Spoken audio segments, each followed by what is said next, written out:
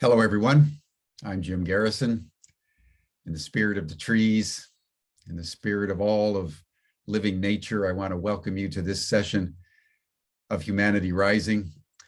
This is the first day of a 5-day program on humanity's reckoning with race and the wounds of race. Today, April 4th, is a very special day in that regard. This day in 1968 was the day that Dr. Martin Luther King was assassinated. I was 17 at the time. I remember with clear exactitude watching the footage on TV. A few days later, listening to Robert Kennedy speak and being just shocked at what happened. You know, it's worth remembering that the 1960s are rather a nostalgic moment in our memories, you know, with the flower generation and sex, drugs, and rock and roll and the Beatles and the euphoria of taking on the Vietnam War. And there was a lot of social foment, the rise of the human potential movement. But it was also a time, the 60s, of 4 great assassinations, of which Martin Luther King was one. You'll all remember in November of 1963, President John Kennedy was cut down at the apex of his life and his presidency by a gunman in Dallas. When we were recovering from that in February 1965, Malcolm X was gunned down in New York with another shattering assassination. And then it was in April 4th, 1968. And this was the Tet Offensive in Vietnam. This was massive protests all over the United States. And then all of a sudden, out of nowhere, Martin Luther King was cut down. And then only about 2 months later, in June 5th, 1968, Robert Kennedy, having just won the California primary in Los Angeles, was cut down. And that one really affected me because I met Robert Kennedy a week before in St. James Park in San Jose and shook his hand. So as we remember Martin Luther King today and we contemplate the wounds of race, let us also remember a malignancy in the human spirit, and I would say in the American psyche and soul, that cuts down the good men, the good women, in some strange, irrational rejection of the power of truth. And how every generation, people are called to stand for what they stood for, and sometimes pay the same price. And it's on that anvil that human evolution and human goodness and human justice and human love and compassion is carried forward as light in the midst of darkness, knowing, as Dr. Martin Luther King said, that in the end, the universe bends toward the arc of justice. So this is our day today. This is the beginning of our program on race. Before we dive in, let us just take a moment and just center ourselves in our bodies. And if you can, just close your eyes just for a moment and attune yourself with your heart. And through your heart, let us just remember a good man. And let us consecrate ourselves to that vision that we in our own small way can contribute to bending the arc of justice.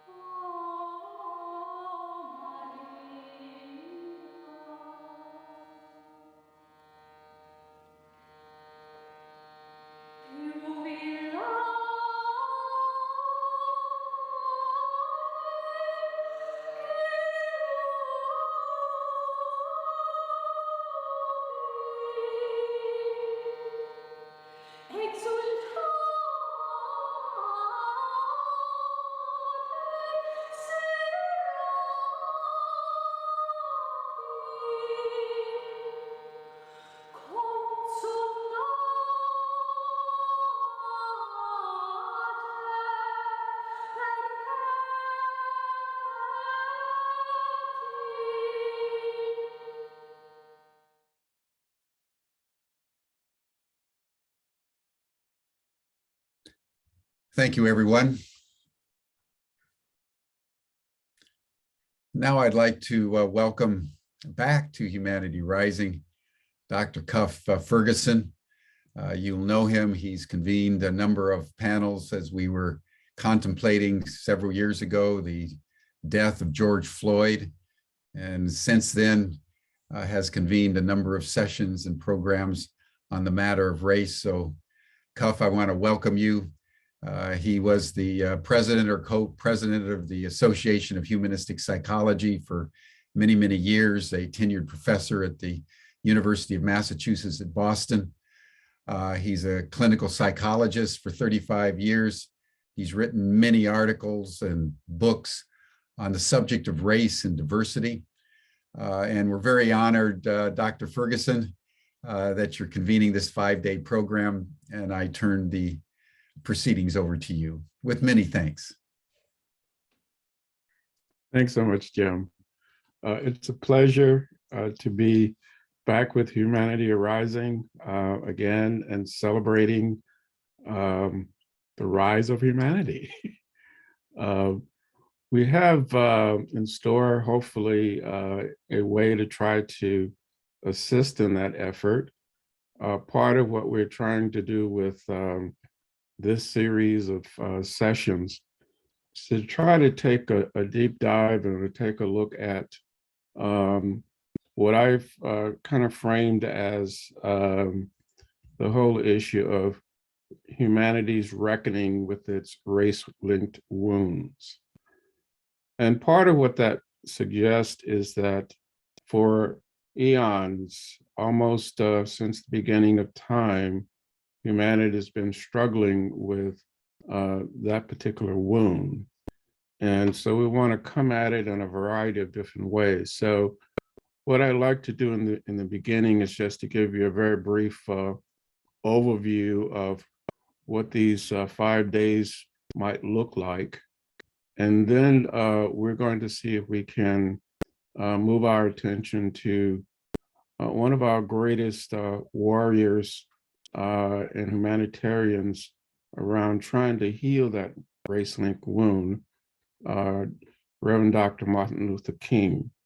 And so we want to celebrate his life today, but also to contextualize that into some ongoing struggles and issues, but to place a special light on an arena that as a race, we've been presented with as an opportunity to pull ourselves up, which is through the arena of education, and want to take a look at some of the challenges and struggles that our leaders in education deal with, to look at some of their lived experiences, as well as community leaders. And I brought together three voices that for me epitomize sort of the lived experience what it means to be in the arena of education and community engaged activities, and the kind of things that they've been attempting to do over many, many, many years. So, but first, let me just give you an overview of what the journey might look like this week, and then we'll turn our attention specifically to the celebration or commemoration of the assassination of Martin Luther King. One of the ways that we've attempted to frame this is that humanity in many ways is involved with a question having to do with the evolution of its individual and collective consciousness. And as it attempts to do this, there are many wounds that it's facing or attempting to face. And one of those happens to be the race-linked wound. And we need to reckon with that. And I have a little bit more to say about what reckoning may mean, but we have to reckon with that as a way to try to move forward in that evolutionary process. Underneath the reckoning, by the way, are two universal creative questions that are at play. And one of those questions has to do with how best to achieve balance and cooperation as a species. And the second one is how best to achieve equity as we construct our notions about our perceived racial selves, and as we construct our societal and institutional structures and practices and various cultural norms. And so we want to explore that in this 5-part series. Today, again, we're looking at it through the lens of MLK and Black leadership, and specifically, though, as it pertains to Black educators and community leaders.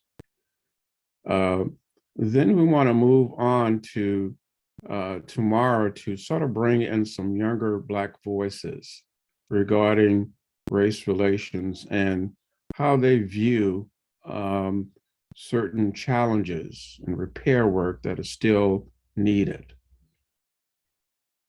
The third day, we want to see if we can take a deeper dive, and I want to bring in the feminine voice to talk about spiritual or soul-centered ways to play the human race game anew.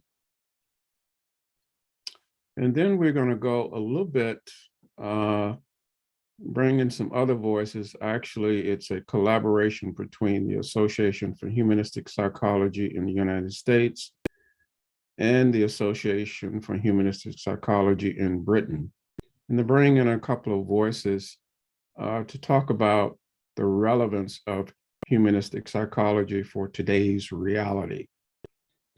And part and parcel of why I wanted to bring this in is that when we are engaged in certain kind of struggles, certain kind of reckonings, it's important to have some kind of frame of reference for how to begin to view and think about the human condition.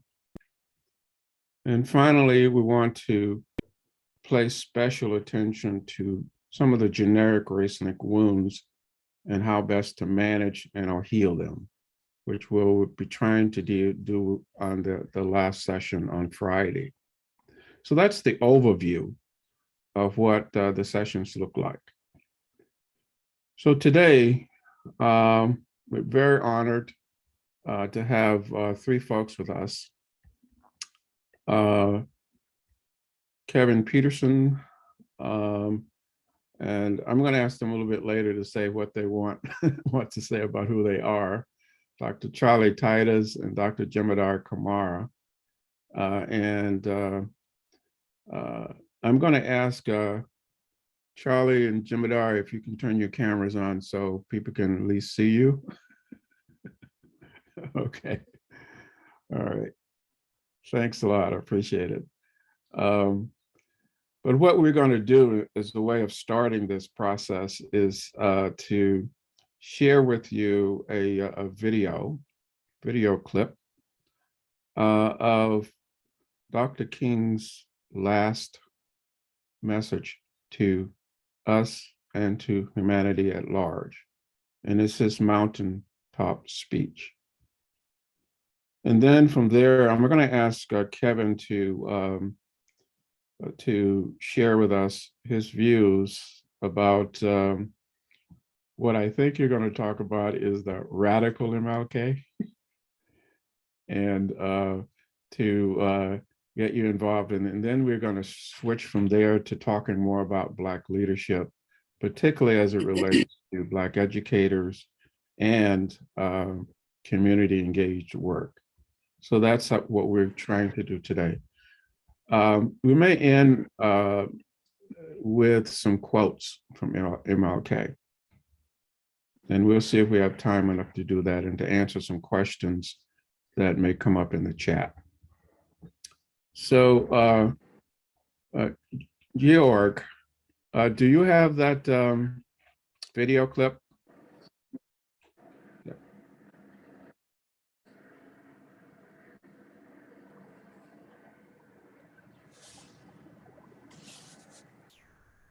All we say to America is be true to what you said on paper.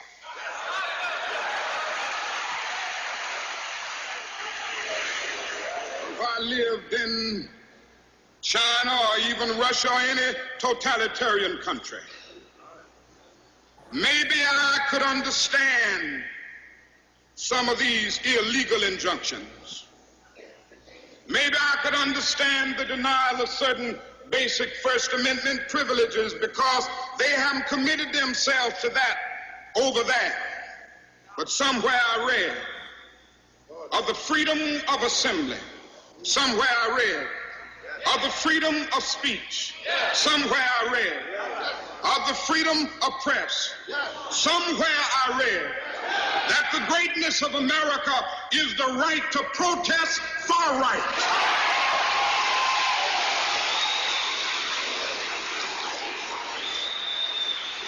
And so just as I say we aren't going to let any dogs or water hoses turn us around, we aren't going to let any injunction turn us around.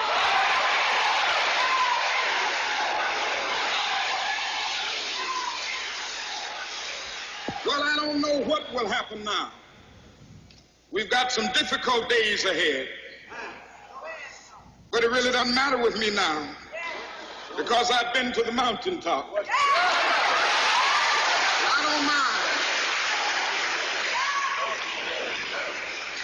Like anybody, I would like to live a long life. Longevity has its place. But I'm not concerned about that now. I just want to do God's will. And He's allowed me to go up to the mountain. And I've looked over and I've seen the promised land. I may not get there with you, but I want you to know tonight that we as a people will get to the promised land.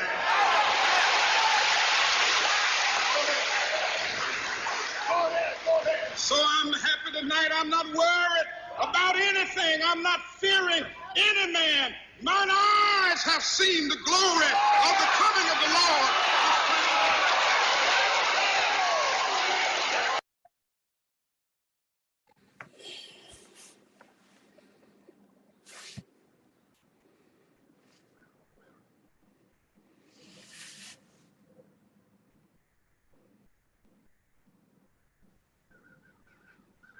This is a CBS News special report.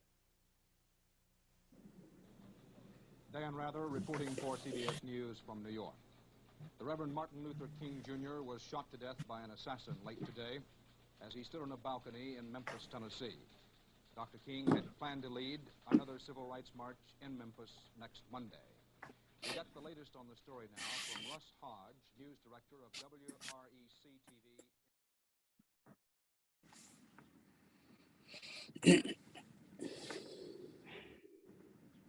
Heavy heart. Okay. Let's take a moment just to breathe for a second.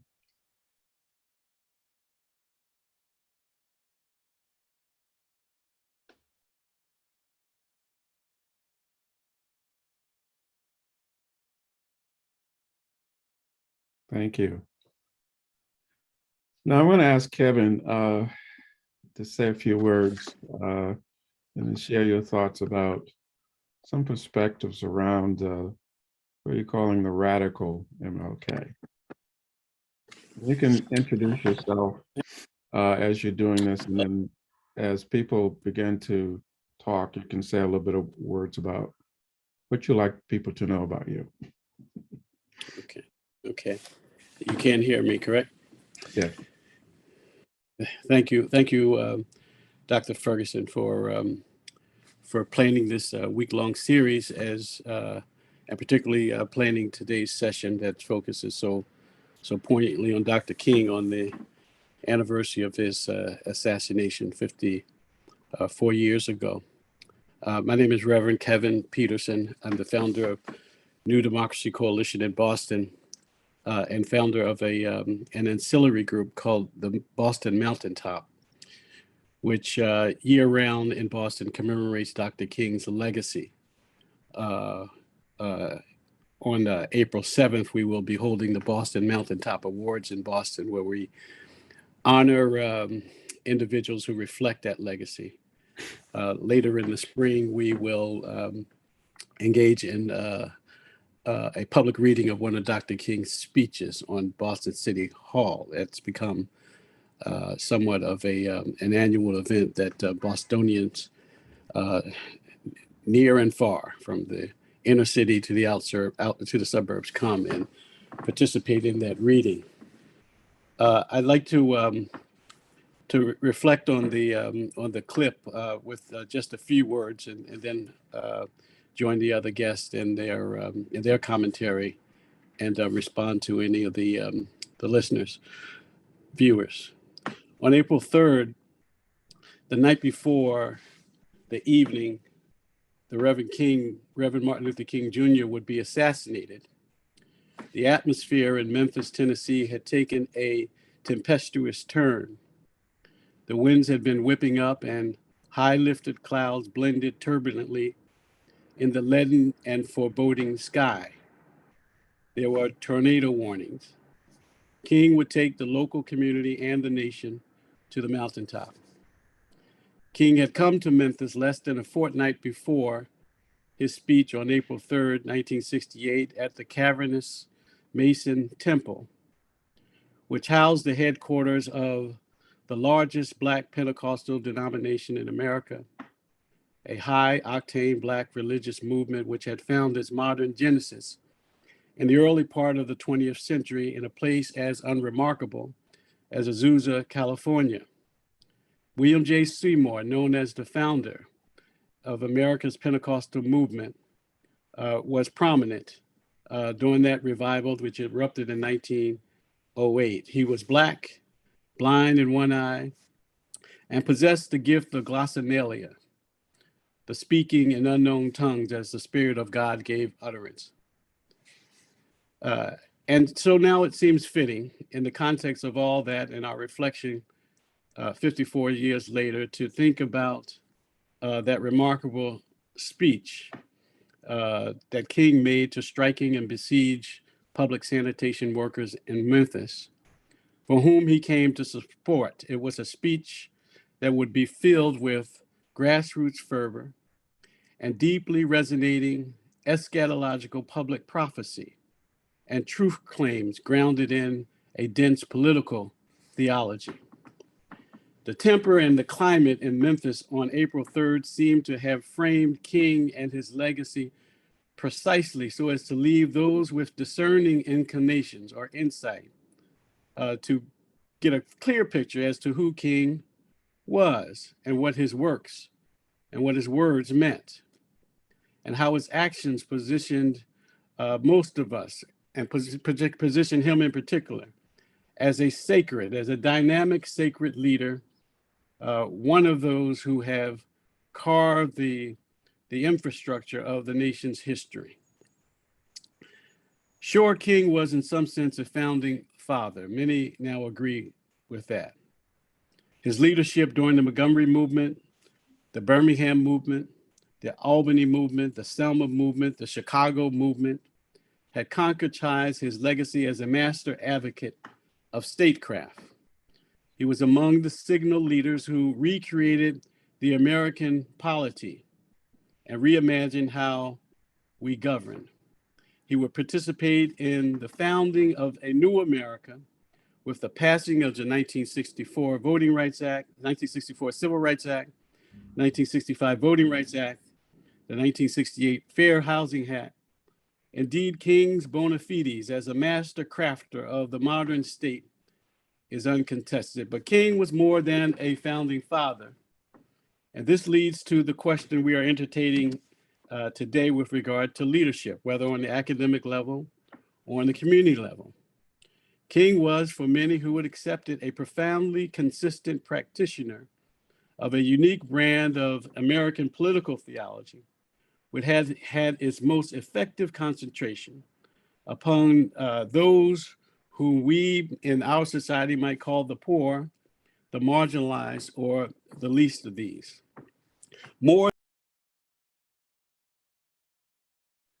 You're muted, Kevin. More than a civil rights leader, King would claim over and over again that he was a minister of the gospel of Jesus Christ. He organized his work, which was his ministry, around themes articulated in the Torah and the New Testament Gospels. The prophet Micah, Amos, and Isaiah were as much a part of his public reference points about justice in America, as well as he looked towards the Constitution, the Declaration of Independence, or any appeals to the Bill of Rights. In fact, his public ministry represented a critique upon these American civic documents and creeds. The question today that is being gently pushed at this gathering this afternoon are important because they allow a proper assessment of who King was from our vantage point, either in the academic suites or on the unforgiven streets. It was on the unforgiving streets where King tarried and found his source of engaged leadership. Again, he was a political theologian speaking to the most profound questions of human agency, existentialism, and ethics. He was a moral realist who engaged in the real world in a very tactile way. He was less a political leader than he was a leader of sacred thought and, again, moral practice. He was a leader who found himself committed to ordinary people who were under the duress of everyday life. He was a leader of whom Howard Thurman would say, those people whose backs were against the wall. I conclude with these remarks. I'd like to clearly assert my allegiance to this king who was a public theologian, who committed to the practice of engaging in the public sphere or the public square around justice and promoting human flourishing. In a very practical way, this amounts to my organizing in Boston around the changing of the name of Faneuil Hall, a public building dedicated to a white supremacist. This is a work of reparations that we are committed to in Boston.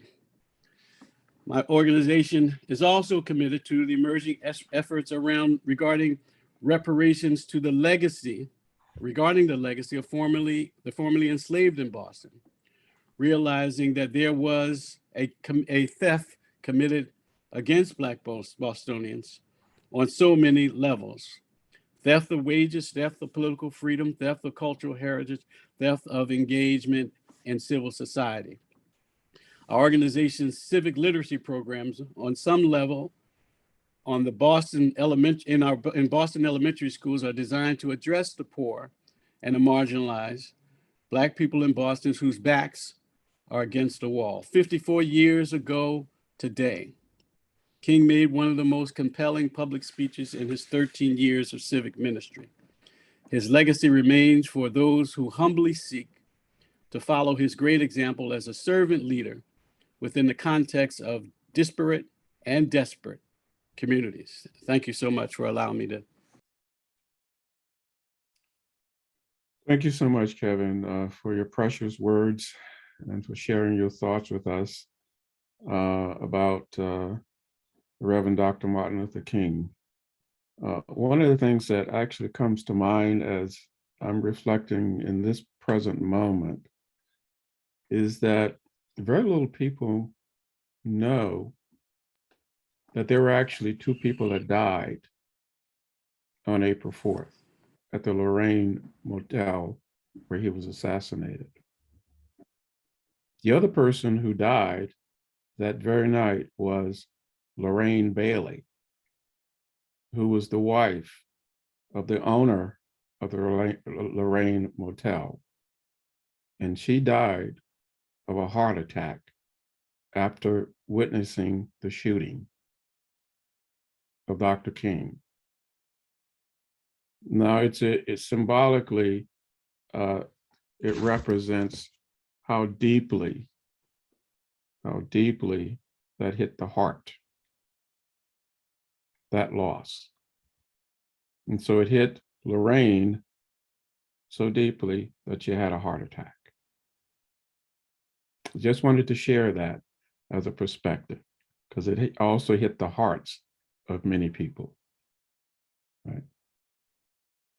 Okay, I'm going to ask Charlie, Dr. Charlie Titus, if you would share, first of all, just introduce yourself and then share whatever thoughts or that you may have either about Dr. King or what it really means to you in terms of the whole question of Black leadership. But I wanted to have your voice here today, Charlie, because you're, in my mind, are kind of like a legend. Sort of a legend at the University of Massachusetts as well as in the Boston community, and have done so much to make a difference in the lives of people. And it's very humble about all of that, even with all the accolades that you've received over the years. So it's a precious voice. And so I wanted to have it represented here today. So thank you for being here. And we look forward to your words. Thank you, Dr. Ferguson, for those very, very kind words. And also thank you for inviting me to be here with you today. It's an honor to be here. My name is Charlie Titus. I am a Boston resident, lifelong Boston resident. Actually grew up in Columbia Point Housing Project when it was Columbia Point. Went to I'm product of Boston Public Schools as much as the public school system in Boston is derided. At one point, I think there was an opportunity to get a decent education. Of course, I went to an exam high school, so that made a big difference. I was an athlete at one point in my life. I wish I could still be in my mind, but my body's telling me no, no, no. So I resigned myself to playing golf instead of basketball. You know, I appreciate, Kevin, your words and your descriptions of Dr. King. I'm a member of 12th Baptist Church, the historic 12th Baptist Church in Roxbury, where Dr. King served as a youth minister while he was getting his doctorate degree at Boston University. He actually met his wife, Coretta Scott King, at the church. And one of his good friends, and I guess you could say mentors over the years, was Dr. Michael Haynes, who I had the good fortune of meeting at a very young age and served as a mentor to me.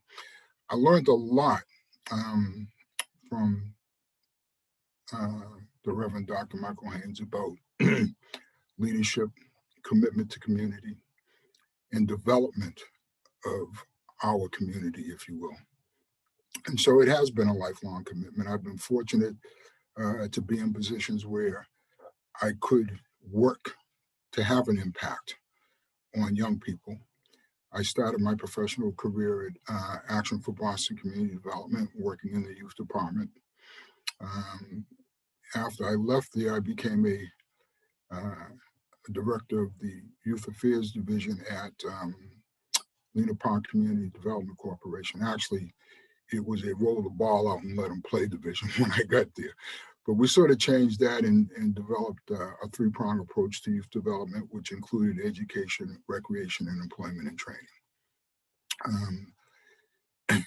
I went back to ABCD as the citywide director of youth affairs, and that was an interesting experience because there are 11 neighborhoods in Boston, and each one of those neighborhoods had a branch of ABCD called an APAC, Area Planning Action Council.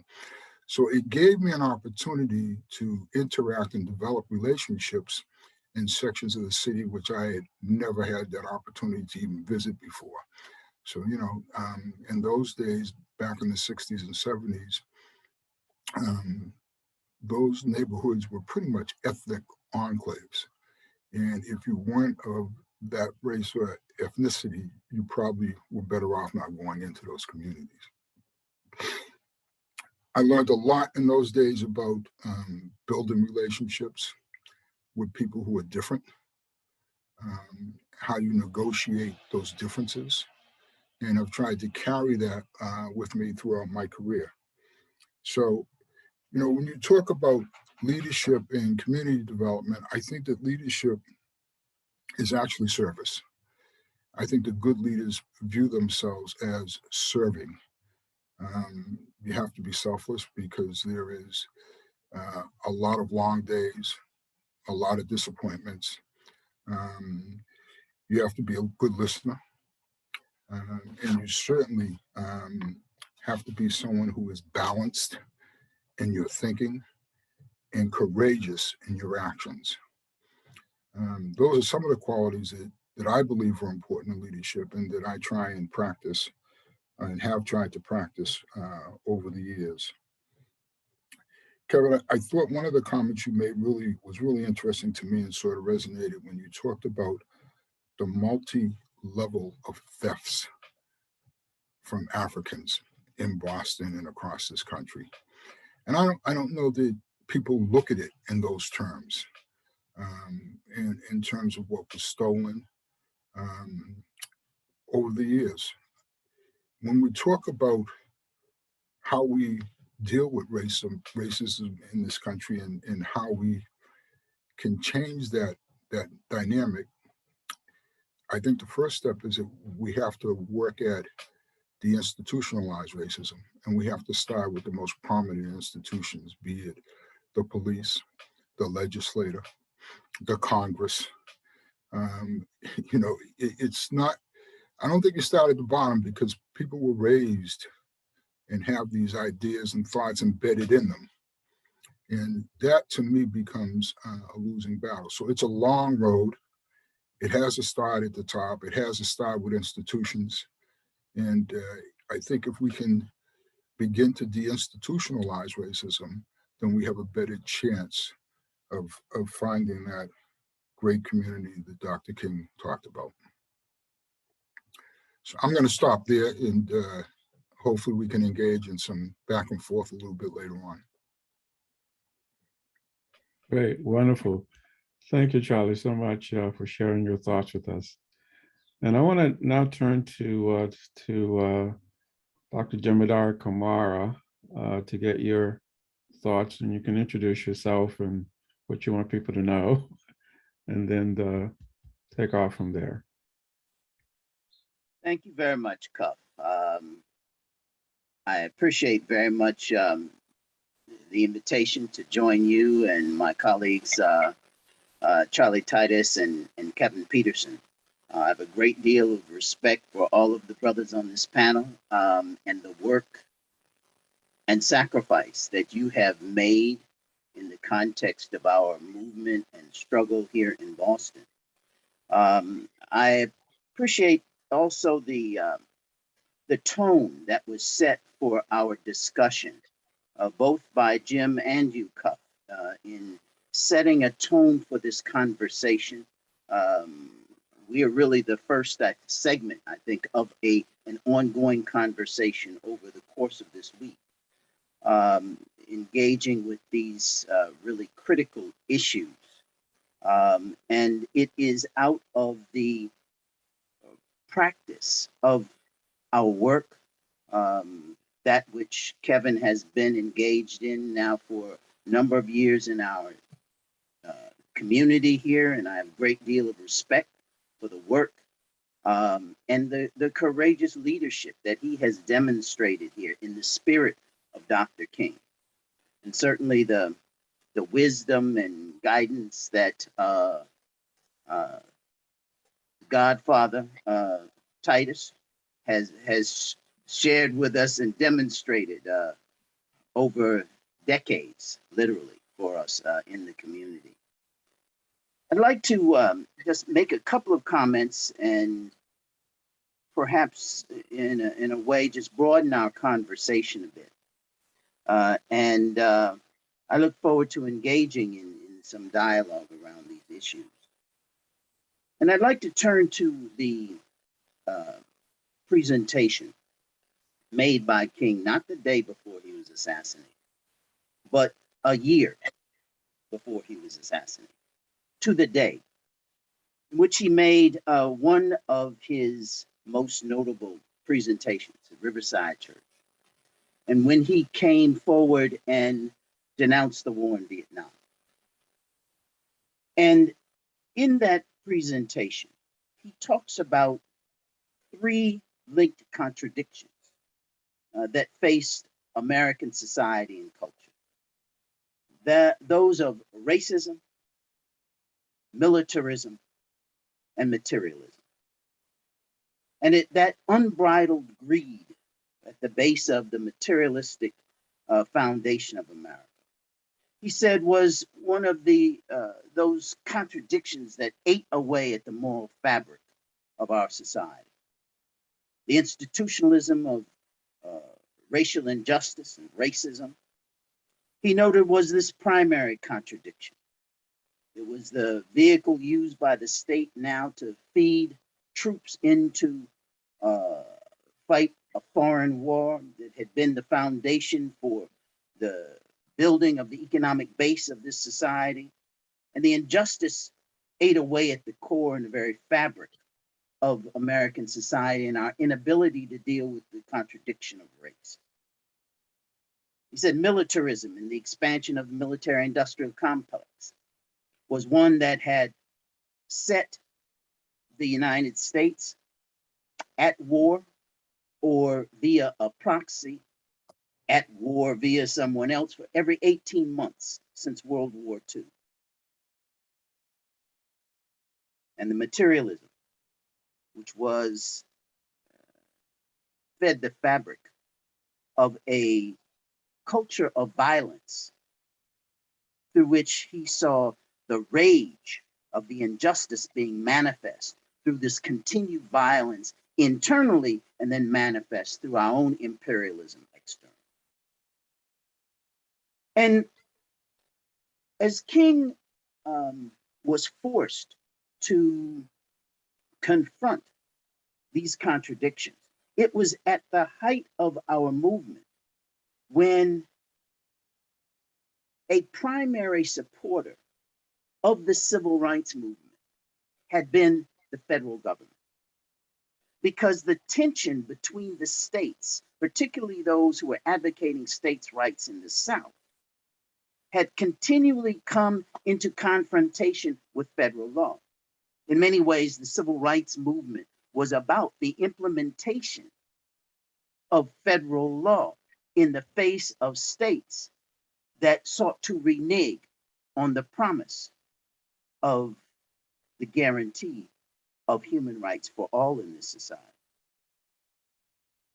And it was that federal authority via, at that point, the face of the government, LBJ, who had stood up. It was under his leadership that the Civil Rights Act was passed, the Voting Rights Act was passed, but subsequently the expansion of external imperialism via the war in Vietnam was promulgated by simultaneously saying that we, as the most abundant society globally, could fight both a war in Vietnam and a war on poverty at home. And so King was forced to face a choice. Am I going to stand up in the face of this government that's supporting our movement and speak to the contradiction of militarism and the manifestations of that materialism that exists? Because of its injustice, even though this government has advocated in terms of public policy things that were critical to our movement. And King made that choice in a very powerful and exceedingly important speech 1 year to the day before he was assassinated. And when he speaks about going to the mountaintop, and I have seen the promised land, you can't help but be moved by the power of the Spirit which was speaking through him. But I also recall when he talks about what is this promised land? You know, it's very interesting that one of the things that we do in Boston is for the last 24 years, we have held a commemorative celebration on Dr. King's birthday. And it is a commemoration of not only his birth, but of the assassination of Amilcar Cabral. Cabral, who was the leader of the revolutionary movement in Guinea-Bissau and Cabo Verde. And we have the largest Cabo Verdean community really globally in the northeastern area of the United States and certainly in Boston and Massachusetts. And so we have joined in this commemoration of these two events that are uniquely bonded. And one of the things that is forthcoming soon, very soon, is a volume that talks about leadership and legacy. And it is not only during that week that Cabral was assassinated of Dr. King's birth, but also Patrice Lumumba was assassinated.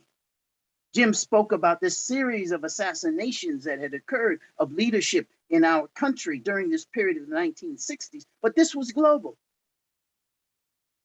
And King had been invited after the Montgomery, the victory of the Montgomery bus boycott, was invited to Africa.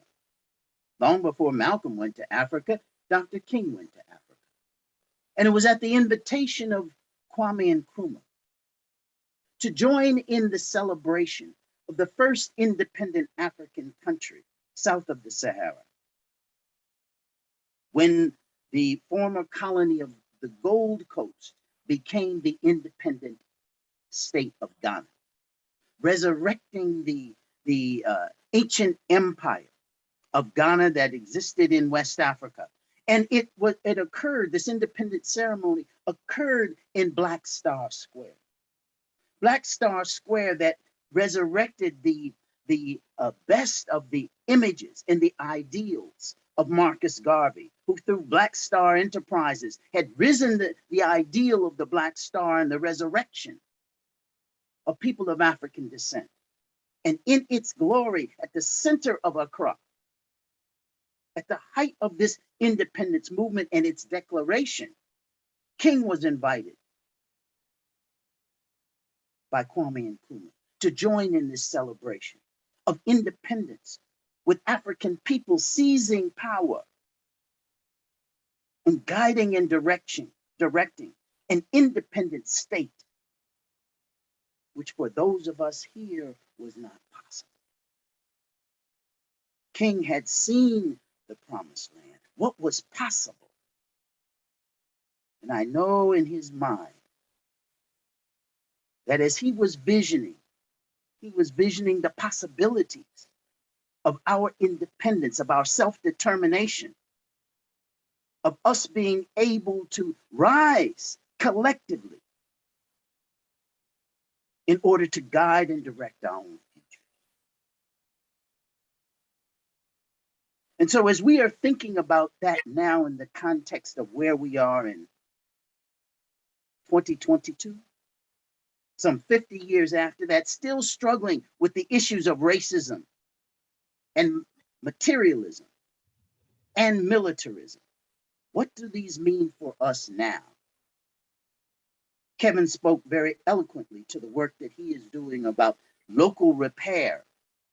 In some form, all of us have dealt with and engaged with this issue of repair, but in the context now of a reparations movement where we have the possibility in Boston to establish a commission to more fully explore and express our vision of what repair could become structurally and institutionally. We have that possibility. We're on the brink of that.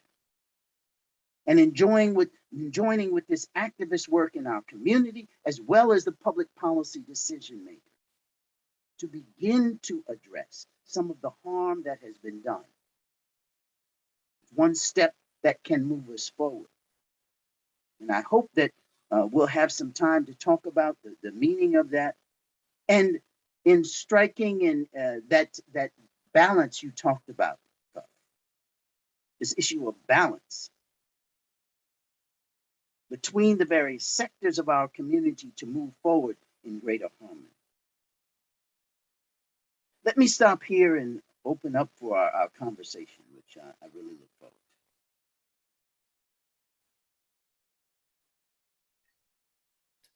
to. Oh, you all three of you have given some very powerful words just to think about. So it's kind of hard to know where to go with that. Thank you so much, Dimodar, for that perspective, because it provides an overview of the very delicate issues that's confronting us in this nation, as well as things that actually are brought into various arenas, including the educational arena, where so many of us work, and into the community, where we also do a lot of our work. I'm struck also by an underneath call, a thematic call that I actually want to ask each of you to maybe speak about a little bit.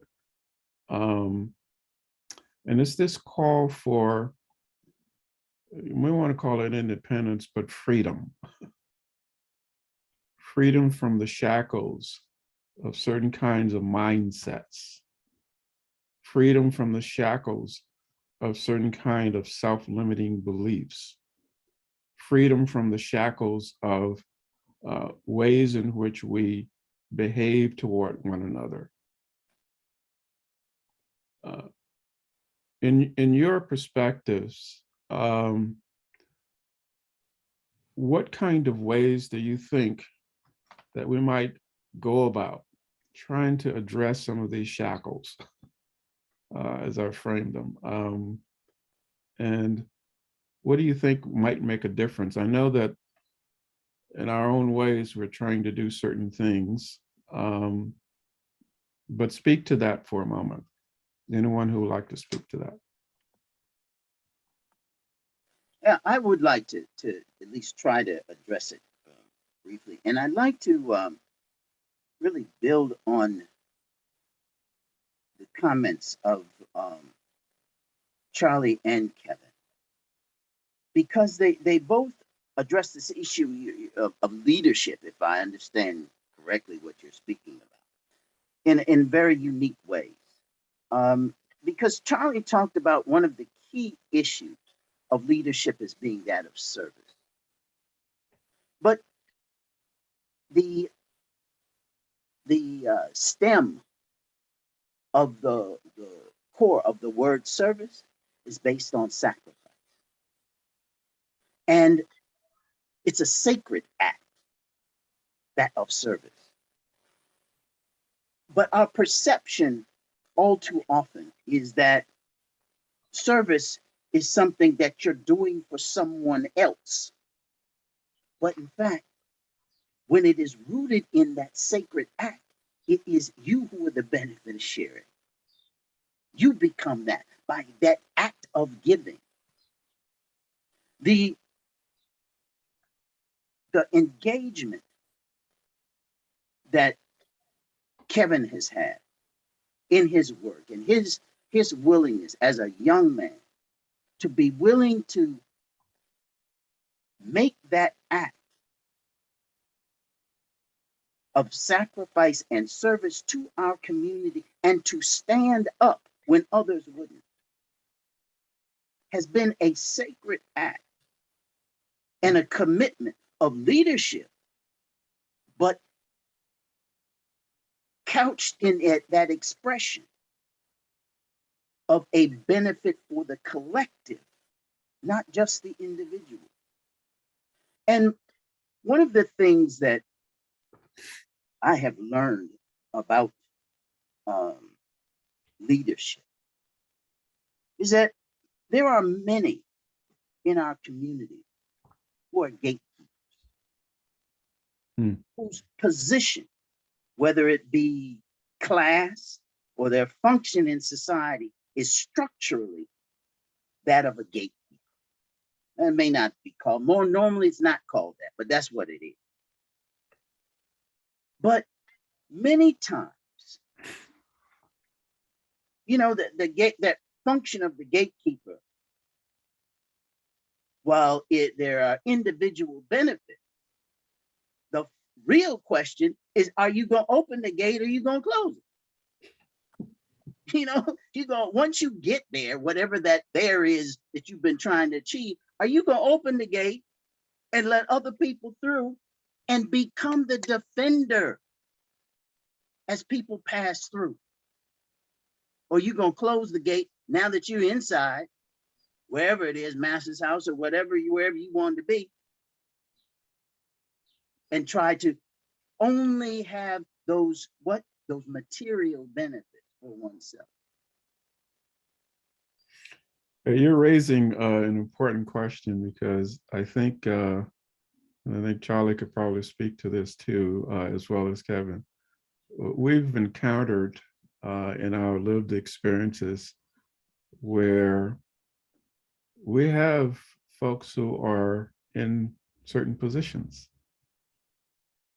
and sometimes have chosen in their gatekeeping role to keep the door closed. And we know that's happened at UMass Boston. And we know that has happened in other sectors of our experience. So, Charlie, you want to speak to that for a second? Sure, I'm happy to. I think that the gatekeeper that Jim Adari talked about, the one that goes in and keeps the door closed, is still wearing those shackles that you referred to, Cuff. I think releasing or sort of freeing ourselves from those shackles requires that, one, we recognize the behavior. Two, we educate ourselves as to the origins of that behavior and why we behave that way.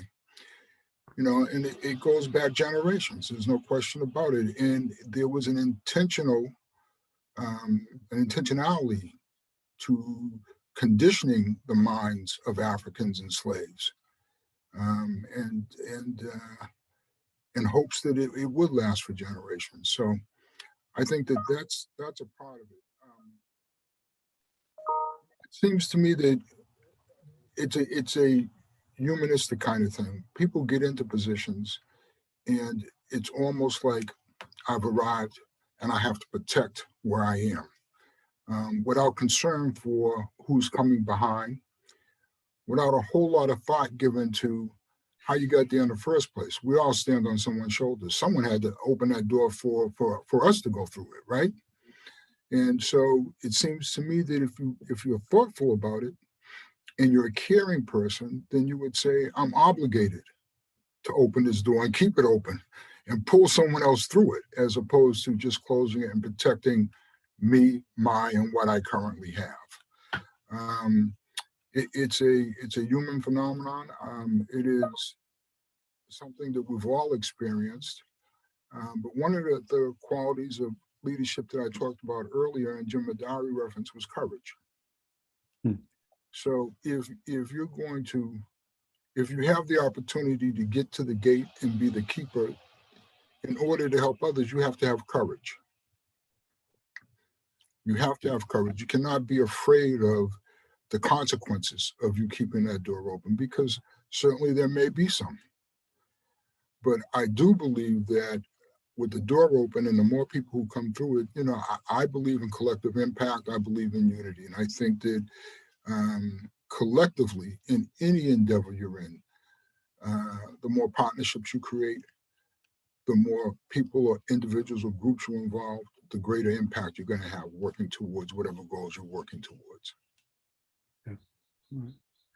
Well, you know, one of the things that I've been pushing, or I don't say pushing, but trying to put out there is a whole new way of framing the kind of energies that we play with as human beings. And I've sort of used terminologies like archetypal energies, and one of them happens to be courage. And I've contextualized it by suggesting that that's one of the archetypal energies that's necessary for transformation. In order for transformation to occur, and it is one of these archetypal energies, which, by the way, I define as higher vibrational energies that operate deep within our psyches at both individual and collective levels, but they lead us toward our optimal selves and optimal realities. So they have this kind of quality to them to generate our optimal outcomes. And courage is one of those. When you're speaking about trying to bring about transformation in that context. It's interesting that one of the quotes, and I want to have Kevin to speak to this a little bit. One of the quotes actually of Martin Luther King about leadership was this. He said, a genuine leader is not a searcher for consensus, but a molder of consensus. It's a pretty profound statement. Yes. You want to speak to that, Kevin? Yes, it is a profound statement. He makes an analogous statement where he articulates that leaders are not thermometers, but they're thermostats. So they don't take the temperature, they set the temperature and moderate the temperature to a certain extent. I think that pretty much sort of encapsulates King's public and sacred leadership. His focus on the importance of taking direction from, as I alluded to earlier, sacred texts and incorporating them within the context of a public theology, public works, so to speak. The leadership framework that both Dr. Titus and Dr. Kamara and you, Dr. Ferguson, have alluded to is important to think about on this day, the 4th of April, anniversary of an assassination, because so much of our leadership is driven by consensus polling, driven by knee-jerk reactions to certain issues, and are driven by self-aggrandizement and self-interest. And one thing that we realized, what we gleaned from King's public ministry, is that he was, as someone alluded to earlier, engaged in sacrificial action. He tried to mirror. He did mirror, to a certain extent, the life of Christ, of being one who would sacrifice on the behalf of or others in order to promote human flourishing. That's at the core of his message. And we cannot. We must remain careful around how we frame that our analysis of that speech on April 3rd. I was very careful as to situate it within a church, within a congregation, within the faith community, because that's where King operated most seriously. And to pull that speech and those images away from the thick context of the Black church is a mistake and could be problematic. When King said that he may not get there with us, but he's seen the promised land, he is pulling from sacred text, the Torah. He is pulling from the trope narrative of the children of Israel arriving finally at some sort of political, existential, and physical Canaan land, a land of milk and honey, a place where political freedom, moral freedom, existential freedom is achieved. It's so important, again, without repeating myself, to think about King's speech and those in that sacred context. I think I may have lost your question directly. Did I get to it? You did. Oh, yeah. Okay. All right. Thank you. So I'll there's come back to some more. Okay. I know that there's so much rich material here that it's a lot of different directions here. Okay. I actually wanted to give you another quote to bounce against, just to see how you all respond to it. It's one of Dr. King's, but it's related to the whole question of leadership, and it's also related to the question of the gatekeeper concept that that Jemadar was referencing, and it also relates to Charlie's notion of courage and what's required of leaders. So Dr. King said this, said cowardice asks the question, is it safe? Expediency asks the question, is it politic? Vanity asks the question, is it popular? But conscience asks the question, is it right? And there comes a time when one must take a position that is neither safe, nor politic, nor popular, but one must take it because it is right. Any thoughts? Well, Yeah, this is the point of what I alluded to earlier of King's very concisely and articulatedly placed moral realism. His expression that his work on earth and our work on earth should be about addressing the issue of ethics to the degree that we address the issue of evil in public spaces. And by that, he would mean discrimination. He would mean disenfranchisement laws. He would mean the anti-voting rights legislation that's being proffered today across the southern states and elsewhere. He would mean the oppression of transgender rights and opportunities, evil in the public sphere. So King's response to all that was grounded in a moral realism that takes that is rooted or founded in his spiritual reality, which is grafted from the Black church in very powerful and mighty ways. So to answer that question, yes, the issue of what is right with regard to how we engage our neighbor, or in secular terms, how we engage other citizens or residents, is at the core of King's intellectual corpus. So I think Cuff, that quote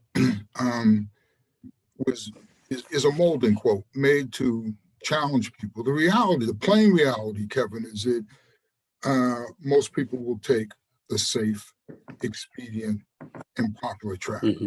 That's reality, right? And so when you talk about a molder of consensus, I think that real good leaders understand that to begin with.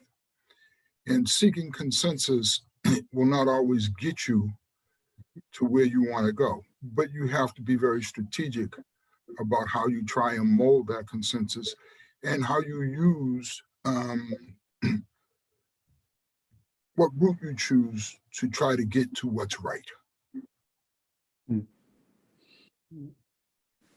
That's right. Jim, you have some thoughts. Yeah. Yes, that particular quote, if I'm not incorrect, actually, I think comes from the speech at Riverside Church a year before he was assassinated. And it was made in the context of him taking that stand in opposition to the war in Vietnam.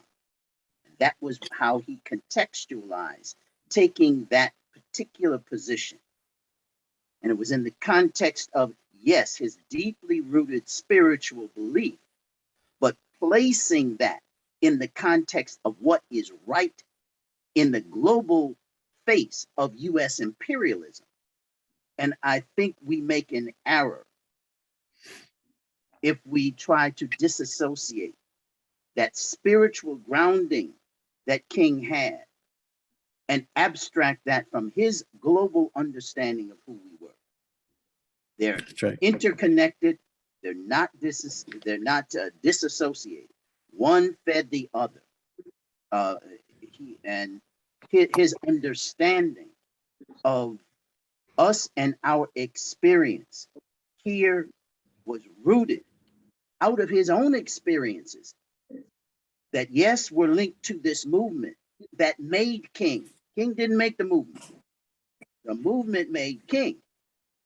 And that's right. That's right. Via that, he had this global understanding because of his experiences that took him outside of the South, outside of the North, outside of the US, to see graphically how US imperialism had expanded, had impacted other people of African descent. And he linked them as he was addressing this question. And he stood up in the face of what might have been perceived of as that safe space here to address that in that speech. It's interesting. Great. There's another, I think it's probably part of the same speech, where he essentially said this, and this is another one of his quotes. He said, in regard to the Vietnam situation, where he's now moving into the global understanding of things and how that intersects with the notion of leadership. So somehow this madness must cease. It must stop now. I speak as a child of God and brother to the suffering poor of Vietnam. I speak for those whose land is being laid waste, whose homes are being destroyed, whose culture is being subverted. I speak for the poor in America who are paying double the price of smashed hopes at home and death and corruption in Vietnam. I speak as a citizen of the world, for the world as it stands aghast at the path we have taken. I speak as an American to the leaders of my own nation. The great initiative is ours. The initiative to stop must be ours. Now, we can also say some things about what's going on in Ukraine right now, but those are also very profound words. And it's interesting that right after Dr. King made his speech, the mountaintops. Well, actually, it wasn't a mountaintop. It was the I Have a Dream speech. Here's what the FBI said. This is when the FBI declared Martin Luther King one of the most, I'm going to just read a quote that the FBI put out right after the I Have a Dream speech. The FBI then put out this notice. In the light of King's powerful, demagogic speech yesterday, he stands heads and shoulders over all other, quote unquote, Negro leaders put together when it comes to influencing great masses of Negroes. We must mark him now, if we have not done so before, as the most dangerous Negro for the future in this nation from the standpoint of communism, the Negro, and national security. So here's the FBI now, after his wonderful I Have a Dream speech, coming out,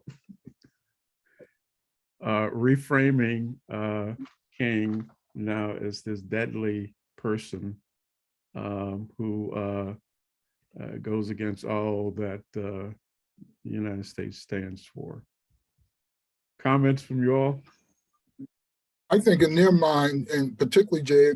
Edgar Hoover, that was truth. He was speaking truth from where he stood, his vision, his perspective. And I think that for me, he clearly was a very dangerous man as it relates to the way Americans were treating anybody else except white Americans. So he was a threat to what they believed in and what they wanted. Any other thoughts around all of that? I echo Dr. Titus' sentiment. He was, I think, well, even prior to I Have a Dream in 1963, emerging out of Montgomery in 1955, in terms of his moral and political and economic witness in that community, positioned him as being one of the most dangerous men in America. And we mean that in the John Lewis Good Trouble way.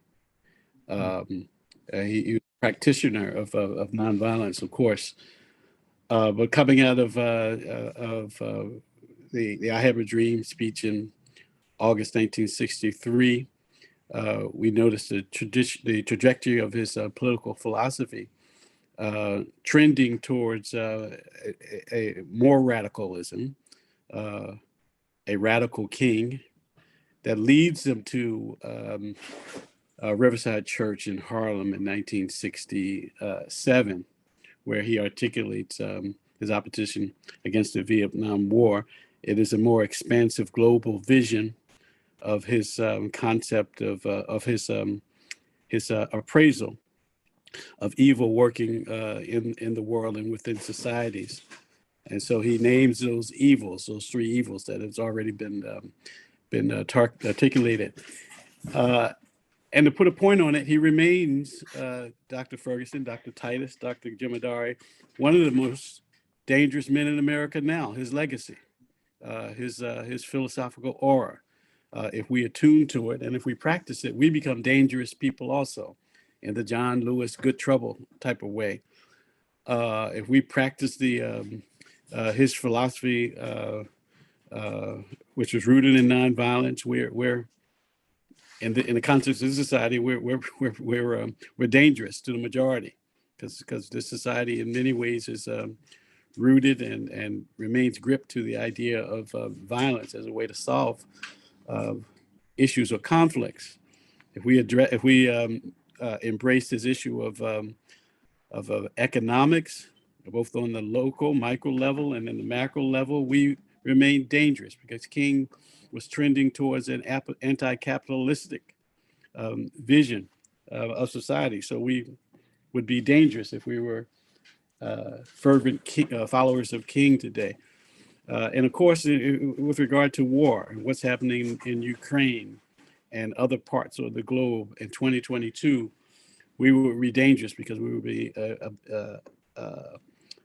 favoring a radical pacifism, that King eschewed throughout his entire life.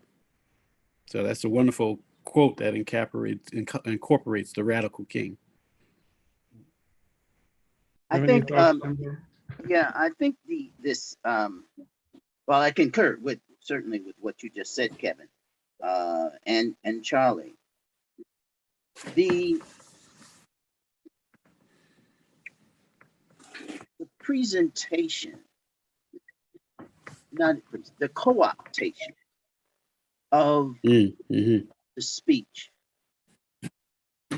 by the state and majority culture is something that is, and King himself, his ideals, the kind of ideals that we are talking about here today have actually been co-opted by the state and manipulated. The speech he gave at the March on Washington, first of all, was a march for jobs and freedom. If you talk about, people talk about March on Washington like it's some kind of celebration or something.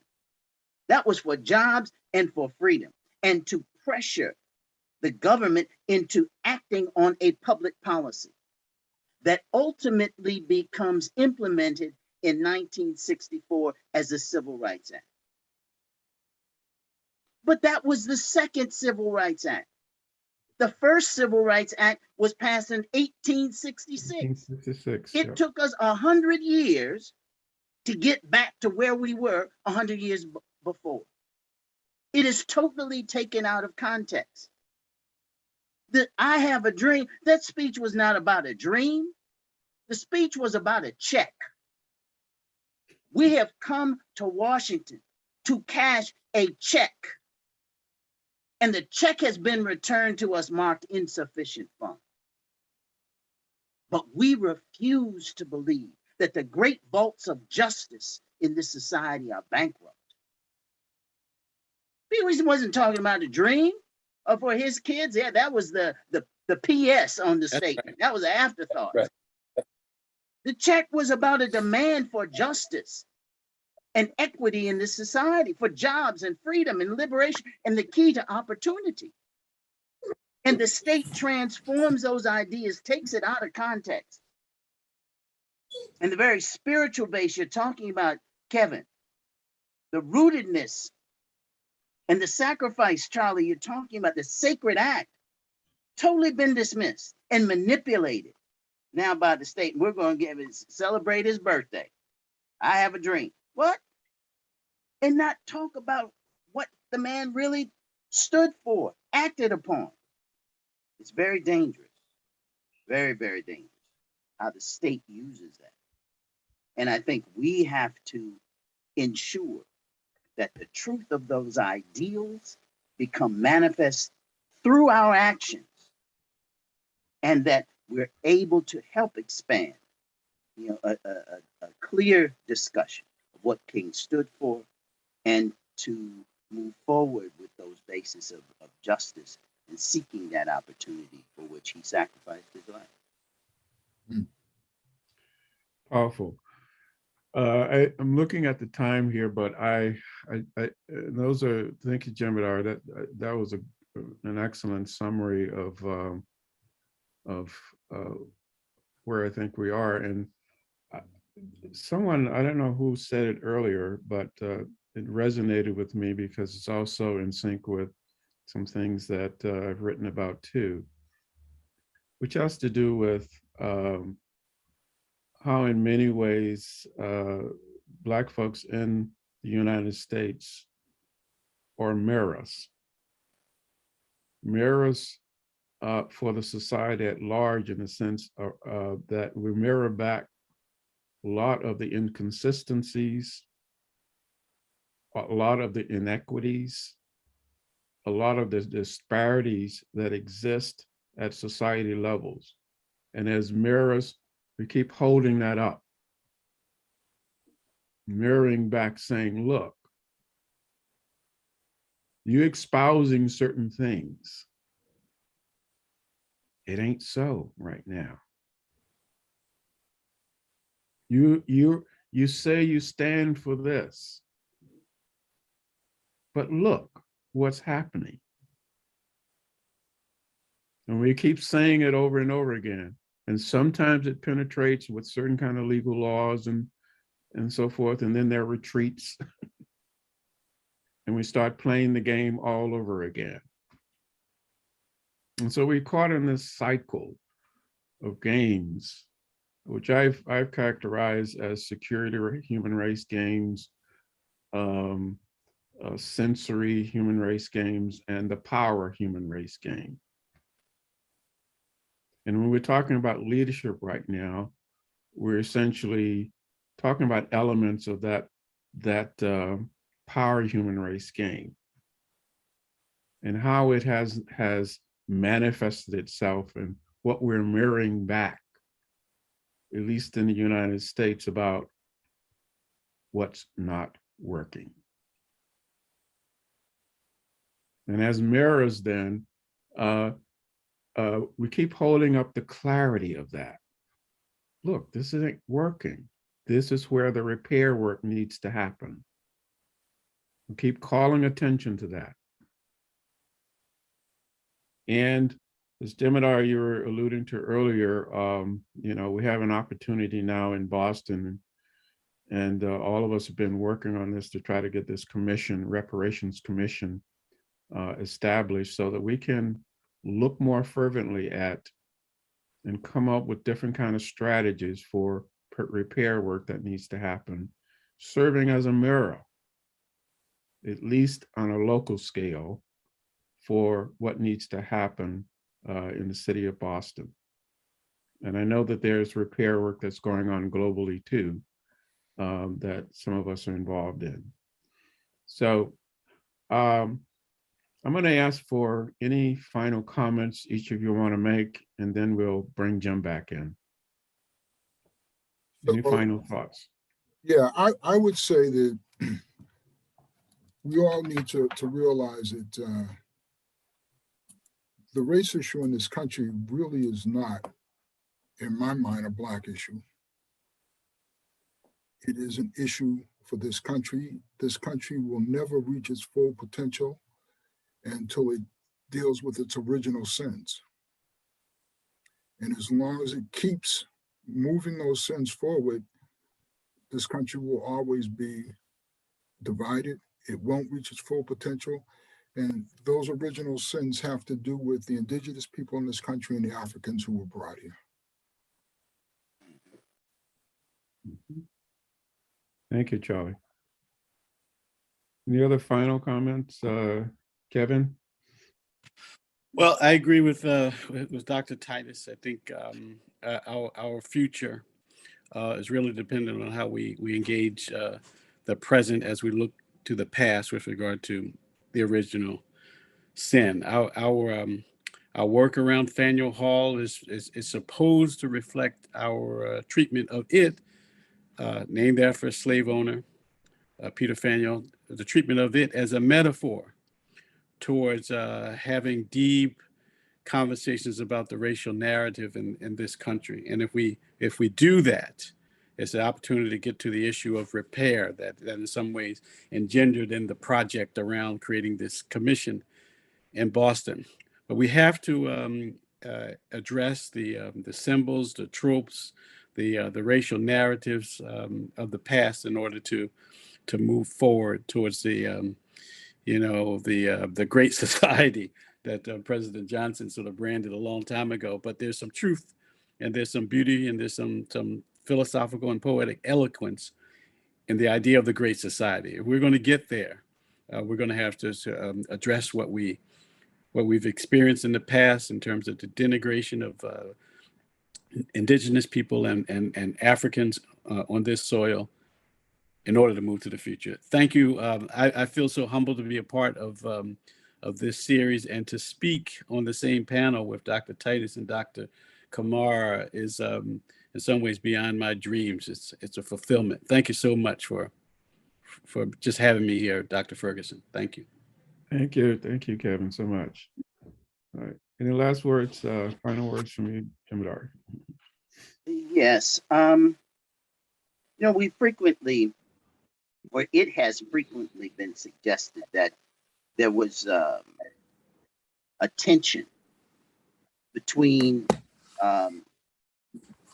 Martin and Malcolm, between this idea of the civil rights movement. But, you know, it was Malcolm who was really focused on human rights and wanted to elevate this question of our struggle to the United Nations and OAU and internationally. That's fundamentally not true. That, in fact, at the core of what civil rights was about, yes, rights under the law, but it was based on our fundamental human rights. And that movement was about the humanity, being able to embrace and express the humanity of who we are as a people. And that expression then became manifest in a series of other conjunctive movements that have intersected. You know, people talk now about this intersectionality of the women's movement and movement for gay rights and so forth. Those became an expression of the humanity that was at the core of what the civil rights movement talked about. And over the last several years, I think many of you who are in Boston, the Boston area, know that we have engaged in something called the Sankofa Conversation. And fundamentally, what Sankofa means is that you return to get something that was lost. And we have lost some essential ideas, some elements, not only of our culture and our ethnicity, but of who we are collectively as a society. And we need to return to bring that forward to be able to ultimately get to what you talked about, Dr. Ferguson, that balance, that ma'at, systemically. But you have to go through a process of repair and of healing and of speaking to truth to find justice and to repair that. It is a process, it's not an act. It's a process in which we collectively need to engage. Charlie spoke to the fact that this is not just, it's not a Black issue, it's a human issue. And we all have to engage it. We've all been hurt. And we have to deal with that pain that we all have, has impacted all of us in some way in order to be able to move forward, to face that in that mirror, to be able to move forward. So I respect very much you raising this up, Dr. Ferguson, for bringing us together to at least be able to express some of that today. And I'm sure that your speakers throughout the week will continue to address this, and hopefully in our actions we'll be able to contribute to some healing as we move forward. Well, thank you all so much,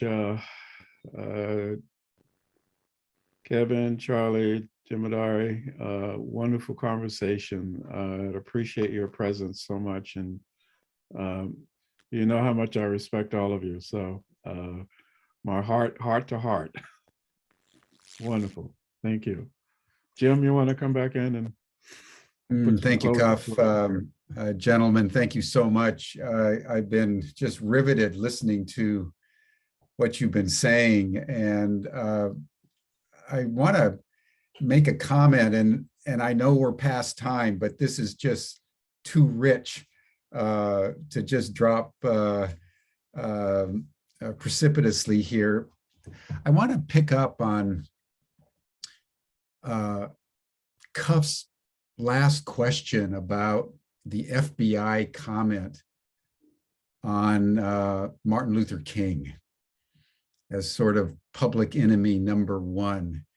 And I want to bring in here the reality that all four of these assassinations, Kennedy, Malcolm X, Martin Luther King, Robert Kennedy, swirling around all these assassinations was a deep state involvement. And I think we need to reckon with that. And I think, Charlie, you were saying something very profound. You know, this wasn't just about race. This was something that goes back to the original sin of how America came to be, stealing indigenous land and enslaving Africans to work the plantations. And because we've never reconciled, we've never apologized, we've never engaged in a thoughtful processing of these original sins, we keep making the same sins over and over again. And I want to broaden this because I'd like to bring you all four of you back in just for your comment. You know, I spent a lot of my time in Soviet-American relations with Gorbachev and the ending of the Cold War. And a lot of us felt that we'd made a lot of progress. And then all of a sudden, we've got the invasion of Ukraine. And we're all internalizing that all the progress that we thought we had made has been completely brought to naught. The Russians are the enemy again. A new Cold War in different forms is being reactivated. And it makes one kind of despair at how do we comport ourselves? How do we act in the world in a way that actually, you know, pushes the needle forward, that keeps bending that arc toward justice? And I'm sure you've probably had the same feeling. I think there was probably some sense of forward progress with race relations. Then we get George Floyd. And now we have the Republican Party, you know, officially speaking white supremacy and racism and misogyny against women and against democratic values with a shameless rhetoric and practice that, you know, we haven't seen in a very long time. So at one level, as we commemorate Martin Luther King and his death 50 plus years ago, I'd just like to ask all of you just to comment on this deep complexity, I guess you would say, in the human psyche. And whether, you know, nearly 60 years on from Martin Luther King's passing, has there been any real progress? And where do you, in your own souls, where do you go to find hope under current circumstances? I think that's a real question on the anniversary of the assassination of that great man.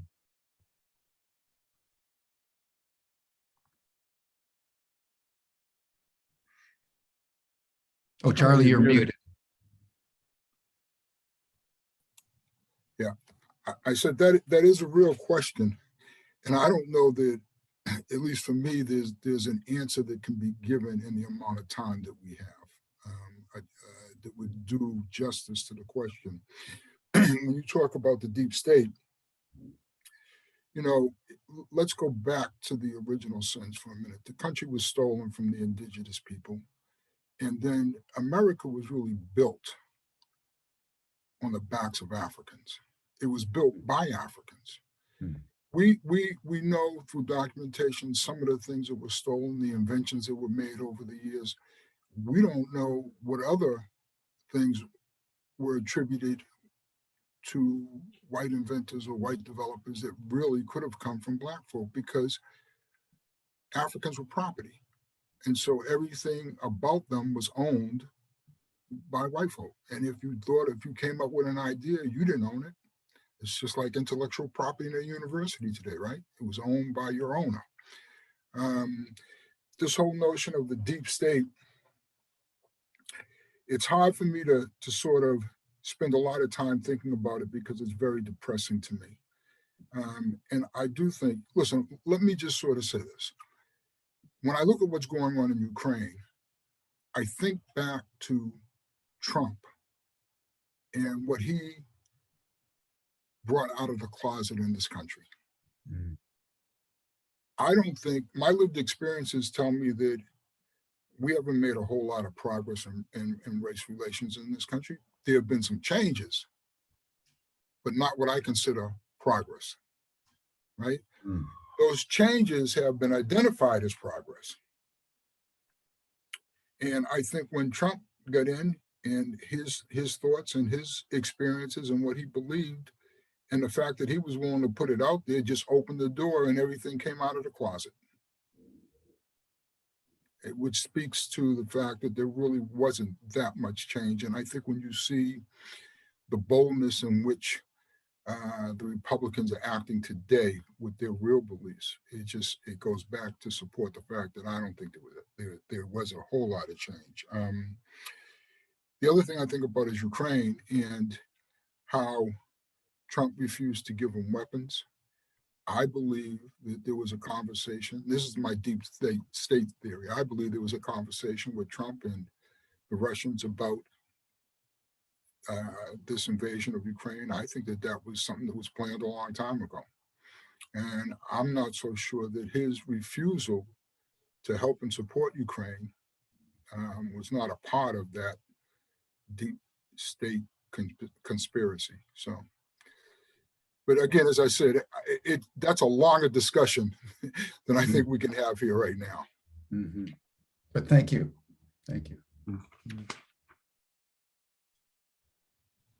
Anybody else want to comment? I have a couple of thoughts, but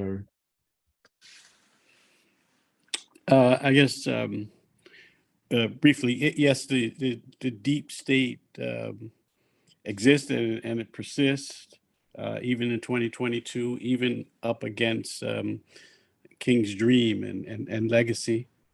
It is no different from, King in the Mountaintop Speech again sort of refers to the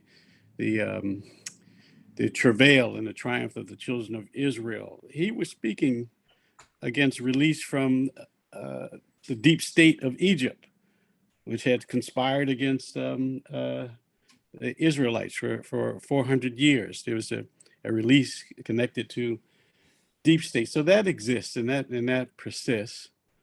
But I think if King were alive, and we always sort of make conjecture about this and speculate, what would he say? I think one thing he would do would be, in fact, as a public theologian, is turn to the sacred texts.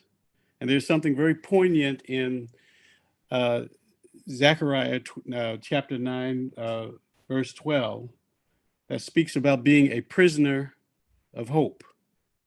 A prisoner of hope. That is, I think that's credo and so essential to King's worldview, as the Germans would say, Weltanschauung, right? I think I say that correctly. His worldview. Being a prisoner of hope, meaning that even in the midst of we'll use the word, the deep state and all the oppression that it connotes, that he was, and he encourages us to be hopeful, to look for the promised land that can be expressed in so many ways, economically, socially, politically, and in sacred terms. So I think he would encourage us to be hopeful. Jim, I hope that's helpful. Yeah, prisoners of hope. That's beautiful, Kevin. Thank you for bringing that in. It's not original, as in Yeah. But that's a good one. That's a good one. Jamadari. Yes. The civil rights movement is often called the Second Reconstruction. And I think we have to collectively question, and it has been discussed. Some folks have written about the rise of the Third Reconstruction as the era of the early 20th century, 21st century. And I don't believe we're there yet. I think that issue of the third Reconstruction is with a question mark. That where we are actually is in the second post-Reconstruction. Mm. And in order to understand the junction, this junction point, this intersection we're at, we can possibly move to a third Reconstruction, but we can also regress, just as we did after the first Reconstruction. And that's where we are. We're at that junction. And the role of the state at the end of the first Reconstruction in taking back the voting rights, in placing those who had risen from slavery into a system, a structural system of sharecropping, tying them to the land. That was what occurred in the first Reconstruction. We overturned the Civil Rights Act of 1866 that had been amended in 1875, and in 1883 we overturned it. Supreme Court did, threw it out. That's why it took us another 100 years to get back there. That's where we are now. The 20-some Black elected officials in Congress were turned out of Congress. And by 1901, there were zero Black elected officials in the halls of Congress. And there would remain zero for the next 25 years in this country. No representation. And we stood on Plessy versus Ferguson, having now sanctioned a legally segregated society. We're at that junction point. Which way will we go now? Will we allow that to happen again? Or will we stand up in the face of this at this point after the movement and the struggle and the subsequent movements that have evolved for women's rights and gay rights and the movement forward? Will we let this become regressed by the role of the state? Well, what did we do then in the 1960s? What came after the assassination of King was the challenge to the church. You recall the Black Manifesto, in which Foreman led a movement along with Robert Brown and others to challenge the institution of the church, because it is the moral fabric of this society that Charlie was speaking to, that Kevin has addressed biblically, that has not been confronted. We have not dealt with that moral challenge at its very core. It is the ethics of the church, of the Christian church, that rationalized how the pilgrims could come here and take the land and enslave people. It was Christian church that rationalized that. Those ethics. And the Black Manifesto challenged the institution of the church. And it was out of that then that the Catholic Church, Episcopal Church, all Presbyterians, all began to give some resources, some repayment, some attempt marginally, Unitarian Church, to create some small repair through IFCO, the Interreligious Foundation for Community Organizing in New York. They seeded that. And IFCO became a vehicle to support the continuing movement that was transformed by Black Power in the 70s and into the 80s, into the 21st century. But it was only a drop in the bucket of the kind of material resources that we will actually need to engage in this kind of repair that is required. And that repair is not just material, even though it constitutes some material resources, but it is the spiritual, it is the psychic, it is the mental, it's the educational, it's healthcare repair, to repair at all of those levels. It's complex, you're right, Jim, but exceedingly interrelated and interconnected. In order for us to really meet that challenge of the possibility of creating a third Reconstruction. Beautifully put. Thank you. Yeah. Jemima, you said pretty much what I was going to say, but in much more eloquent ways. And so I can't add too much more. What I will add is that, the idea of hope, it is one of my archetypal energies. However, it has a double-edged thing to it. Hope is the thing that keeps you moving forward, but it also keeps what you're looking for at a distance. So if you keep hoping for something, it's never there. It's never in the present. It's always put off into the future. So it is important to keep hope alive. I would add that King connected the idea with eschatological hope with practice. Yeah, that's where I was going. With praxis. Yeah.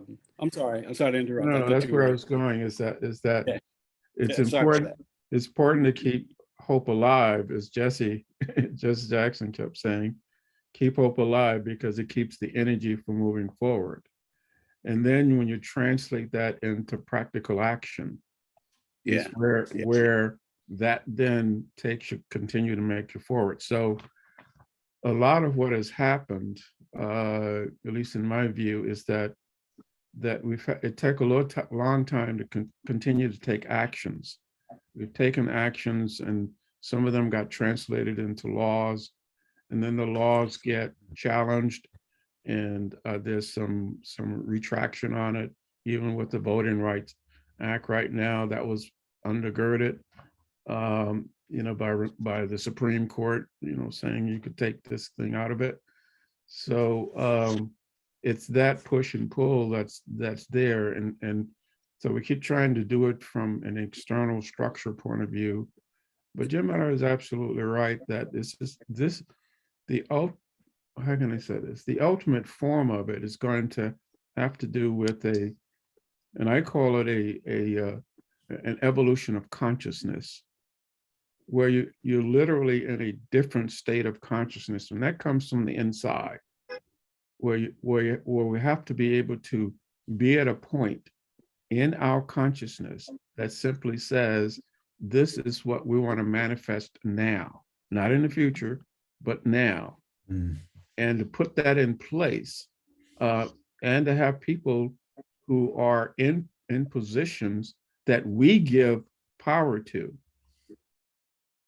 because we're the ones that actually give them the power over us. We give them the power, and then we say, well, what are y'all doing? But if we don't exercise, that power to actually get them out of there when they're not doing what they need to do, then we either cause things to happen, or we allow it. And when we get into that allowing state, is when people get into complacency and getting into hopelessness, where they think that they cannot do anything, and that the system is the system is the system is the system is the system. And this is where Jem'Haddar's gatekeeper things come in. Okay, I'm going to become part of the system now. So they get there and they go, well, wait a minute, I got a good thing going here. And so folks may not then do what they need to do in terms of doing the right thing. And then we have people who are folks of goodwill, folks who really identify, really understand. And these goodwill souls, these goodwill spirits, often get involved in such a way that they may push things along, but sometimes they get seduced too. And they get seduced by the external structural stuff that's at play. And the external structural stuff then reinforces the way in which they either get into hopelessness or I can't do anything because it's too big. Well, what I say about that is, do what you can do where you are. because that's what you have a little bit of control over. It all will add up eventually. But if you try to say, I want to try to do this thing, but I don't have any purview over it, that's when hopelessness sets in. But if you do what you can do in your own personal life space, that eventually impacts on societal life space and eventually on the global life space. If indeed you have the intentionality behind it. And therein lies like the whole issue around transformation. But it's a longer conversation, Jim, but it's a very important question that you posed. Well, I apologize for bringing in such a big question at the end, but you guys teed it up, man. So just, Charlie, I want to thank you for bringing in original sin, because that's where you got to start. And Jamadari, I want to thank you for recognizing that history meanders. It can go back on itself. It can go retrograde, and that choices matter. Choices matter. And Kevin, I want to really thank you for bringing in Zachariah and a prisoner of hope, because I think we all find ourselves as prisoners of hope, because as Cuff, you're just saying we're trying our best where we are. And sometimes we can't see how it's affecting the larger whole. And sometimes hope is undergirded by hopelessness. And that's what makes it a prisoner. But you just keep on keeping on. And you're absolutely right. You're absolutely right. So, gentlemen, I really want to thank you. You've commemorated this day and made it holy. And I'm deeply grateful. And then tomorrow, as Cuff said, we're going to hear from younger Black voices, and we'll see what they have to say about these very weighty matters. So thank you, everyone. That brings Humanity Rising to a close for today. You're all welcome to the after chat session. You'll see the link in the chat box that Stan just put in. We'll see you same time here tomorrow on Humanity Rising for the second of our 5 programs on dealing with race and the woundedness of race in our humanity. Thanks, everyone. Bye for now. Thank you.